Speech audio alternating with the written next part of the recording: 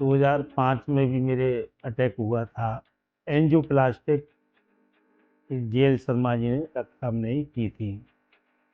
अब दोबारा प्रॉब्लम हुई भरतपुर में एंजियोग्राफी को लेकर, डॉक्टर अपने जीएल शर्मा जी के पास लेकर आए। सबने यही कहा सर्जरी करने की कोई आवश्यकता नहीं है, एंजियोप्लास्टी की हो जाएगी, कोई प्रॉब्लम नहीं है, कोई परेशानी नहीं है। तो मैं डॉक्टर साहब जीएल शर्मा जी को धन्यवाद देता हूँ। ये हमारे पारिवारिक डॉक्टर बन चुके हैं। मेरी मैडम का भी यहाँ सर्जरी हुई थी। 2 महीने पहले मेरे बेटे विजेंद्र सिंह के भी आपके एंजियोप्लास्टिक हुई थी। वो तो बहुत सीरियस था। 2 अटैक आने के बाद भी भरतपुर से जयपुर आया। इंडिया लेवल की न्यूज़ बन रही थी।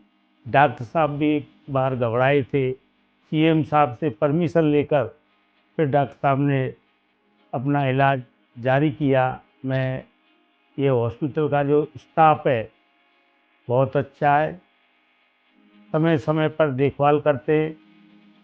जिस तरीक़ा से जो भी कोई मरीज़ या कोई भी पेशेंट आता है उसको परिवार की तरह ही पूरा हॉस्पिटल के स्टाफ परिवार की तरह ही देखते हैं। और डॉक्टर साहब का अच्छा व्यवहार है, उनके बेटे का भी अच्छा व्यवहार है।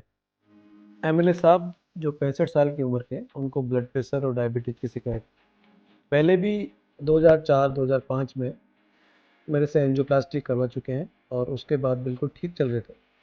एक दिन उनको चक्कर आए, छाती में दर्द हुआ और सांस लेने में तकलीफ हुई, तो उनका एंजियोग्राफी कहीं दूसरे हॉस्पिटल में करवा के वो आए और मैंने यहाँ पे प्रियंका हॉस्पिटल में उनका एंजियोप्लास्टी करके 2 स्टेंट उनके लगाए। एंजियोप्लास्टी एक कॉम्प्लिकेटेड एंजियोप्लास्टी थी उनकी। उनकी एंजियोप्लास्टी से पहले जिस स्टेंट में उनको तकलीफ थी उसमें हमने इंट्रावेस्कुलर अल्ट्रासाउंड किया और जहाँ पे नया ब्लॉक था वहाँ पे भी इंट्रावेस्कुलर अल्ट्रासाउंड किया। इंट्रावेस्कुलर अल्ट्रासाउंड करने के बाद में हमको इंस्टेंट स्टेनोसिस का पता चला और जो नीचे वाला ब्लॉक था वो फाइब्रोटिक ब्लॉक था, कैल्शियम उसमें कम था। तो देन हमने जो आईएसआर था, इंस्टेंट स्टेनोसिस था, उसके लिए कटिंग बलून, एक स्पेशल बलून आता है, तो कटिंग बलून से उसमें आईएसआर में हमने ट्रीटमेंट किया और कटिंग बलून से उनको इन्फ्लेट करके उसको जो ब्लॉक था उसको स्टेंट के अंदर वो चौड़ा किया और उसके बाद में अप्रोप्रिएट ऑप्टिमल साइज का बलून लेके उसको प्री डायलेटेशन किया और प्री डायलेटेशन के बाद में उनके वापस इंट्रावेस्कुलर अल्ट्रासाउंड किया और उसके अकॉर्डिंग अप्रोप्रिएट साइज के 2 स्टेंट लगाए, एक मिड राइट कॉर्नरी आर्टरी में और एक proximal to mid right coronary artery में लगाए। तो करने के बाद में वापस हमने रिजल्ट चेक करने के लिए आईवस किया और इंट्रावेस्कुलर अल्ट्रासाउंड करने के बाद में जब वी आर श्योर कि स्टेंट अपोजिशन बिल्कुल ठीक है और डाइसेक्शन नहीं है, रिजल्ट 100% एक्यूरेट है, उसके बाद में चेक शूट लिया और उनको यहाँ से रूम में शिफ्ट कर दिया और 2 दिन बाद में उनको डिस्चार्ज कर दिया।